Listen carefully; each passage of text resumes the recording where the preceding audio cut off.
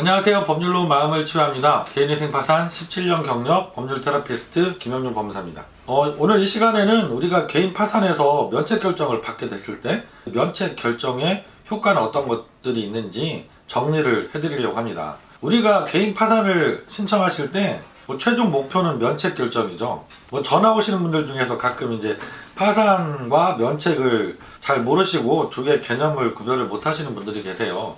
그래서 제가 이제 설명을 쭉 드리는 경우들이 생기는데요. 최종적인 목표는 우리가 파산 신청을 하시면 신청은 동시에 신청을 하시거든요. 개인 파산 및 면책 동시 신청 이렇게 해서 들어가게 되세요. 그래서 파산 선고를 받고 결국은 면책 불허가 사유가 있는지를 검토받은 이후에 최종적으로 면책 결정을 받게 되시거든요. 우리가 면책 결정을 그럼 왜 받으려고 하느냐, 그 면책 결정의 효과를 알아야지 그 이유를 아실 수가 있겠죠. 그래서 면책 결정 후에 어떤 효력들이 발생하는지를 하나하나 정리를 해보도록 하겠습니다.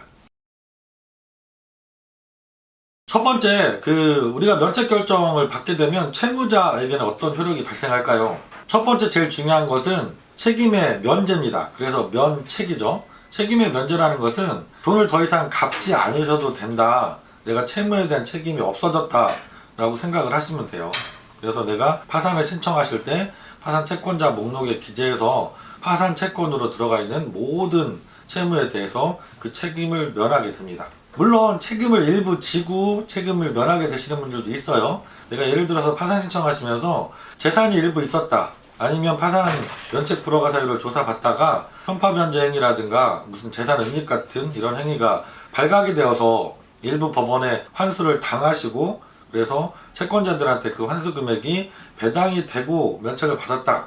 그럼 일부 내 재산으로 변제가 된 거죠. 그리고 나머지 변제되지 못한 그 채무에 대해서 모두 면책을 받게 되시는 거죠. 이렇게 첫 번째 파산 면책의 효력은 책임이 면제된다는 것입니다. 여기서 가끔 질문 주시는 게 있어요. 예를 들어서 우리가 부동산이 조그만 게 있다던가 차량에 근저당이 잡혀 있다던가 이런 경우에 이렇게 근저당권자 같은 특별한 게 권리를 가진 분들을 별채권자라고 하거든요.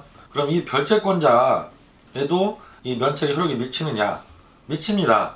그래서 원칙적으로는 별채권이라는 것은 그 해당 물건에 대한 우선적인 특별한 권리를 갖고 있는 거거든요. 그래서 그 물건에 대한 경매를 신청할 수 있는 권한만 갖게 되는 것이지, 그 이외에 경매까지 진행했는데도 잔존 채무가 배당받지 못한 채무가 나왔다고 해서 그걸 면책받은 채무자한테 청구를 할 수 있는 권한은 없어요. 그래서 내가 파산 면책을 받았다고 하면 파산 절차 진행 중에 근저당이 많이 잡혀 있어서 해당 물건이 파산 절차를 통해서 정리가 되지 못하고 그냥 환가 포기 절차를 통해서 재량 면책을 받았다고 해도 추가로 내가 더 근저당권자에게 변제를 해야 되는 것은 아닙니다. 그 다음에 면책 결정을 받게 되시면 우리 신분상에 제약을 받던 그 파산자라는 신분이 당연 복권이 되어서 이 신분상 제약에서 해방이 되세요. 그래서 면책 결정 이후에는 내가 사회활동을 하시는데 전혀 문제없이 모든 것이 가능해지신다, 이렇게 생각을 하시면 될 것 같아요. 그리고 그럼 면책 결정을 받아도 좀 불편한 건 없느냐, 이것도 물어보시거든요. 이게 세 번째 신용상의 문제 부분입니다. 면책 결정을 받으시면 첫 번째로는 법원에서 한국신용정보로 면책 결정 통보라는 것이 가거든요. 그래서 우리가 신용정보, 신용불량정보가 올라가 있던 분들도 기록을 삭제가 돼서 없어져요. 그런데 대신 올라가는 것이 공공기록정보라는 게 올라갑니다. 이것은 기록 보존기간이 5년이에요. 그래서 5년 동안은 내가 신용과 관련된 행위를 하는 것은 좀 제한을 받으실 수 있어요. 대출을 받으신다던가 아니면 신용카드를 사용하시는 것, 이런 것 정도는 제약을 받으실 수가 있습니다. 물론 5년이 또 경과하면 법원에서 마찬가지로 한국신용정보로 통보를 해주기 때문에 이 신용상에 등재가 돼 있던 공공기록정보도 깨끗하게 다 삭제가 되셔서 그때는 정상적으로 신용이 회복되시고 카드도 발급이 가능하시고 대출도 가능하시고 이렇게 모든 실용정보도 깨끗해지게 돼요. 그러면 채권자들에게 미치는 효과는 어떤 것이 있을까? 이것도 조심해서 보셔야 되는데요. 개인 파산 면책 결정을 채무자가 받았는데 그 이후에 추심행위를 하거나 법집행을 하거나 이런 경우들이 가끔 생길 수가 있어요. 근데 이거 절대로 하시면 안 됩니다.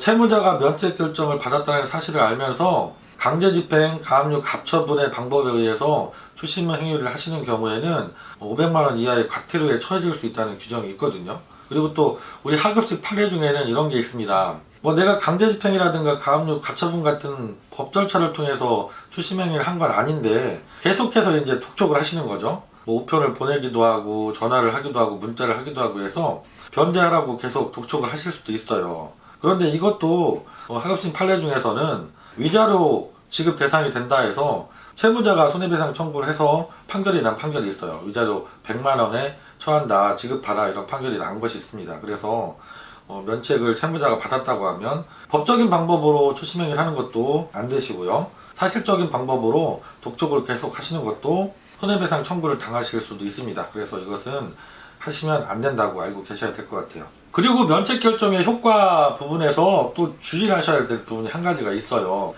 채무자가 면책 결정을 받게 되시면 이 면책 결정의 효력이 보증을 서신 분들한테도 미칠 것이냐, 이거 오해하시는 분들이 가끔 있거든요. 뭐 예를 들어서 아버님이 사업을 하시면서 채무가 발생을 했는데 대출을 받으시는데 여기에 이제 배우자라든가 자녀들이 보증을 서셨다, 예전에. 그래서 이제 아버님은 지금 이제 파산 면책 신청을 하셔서 면책 결정을 받으셨다. 그러면 여기에 보증을 섰던 배우자나 자녀분들 채무도 같이 없어지느냐, 이렇게 알고 계신 분들이 있거든요. 그런데 그렇지가 않습니다. 이 면책 결정의 효력은 개인 파산을 신청하셔서 면책 결정을 받은 주채무자에게만 미칩니다. 그래서 다른 관계에 있는 보증인들이라든가 아니면 같이 책임을 져야 되는 연대채무자 사이에서는 효력이 미치지가 않아요. 그분들도 따로 개인회생이나 개인 파산을 해서 채무를 정리하시는 게 아니라고 하면 채권자가 추심을 하고 소송행위를 하고 이런 것들이 다 가능합니다.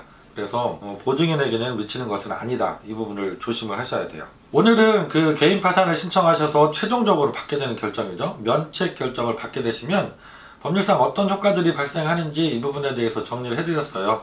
다음 시간에도 제가 또 일주일 동안 매일매일 많은 분들 전화 많이 오시고 또 홈페이지에 글 남겨주시고 카카오톡으로 상담을 신청해 주셔서 상담을 아침부터 저녁까지 많이 하게 돼요. 그 중에서 또 여러분들과 공유하면 좋은 내용들을 잘 정리해서 좋은 영상으로 다음 주에도 찾아뵙도록 하겠습니다.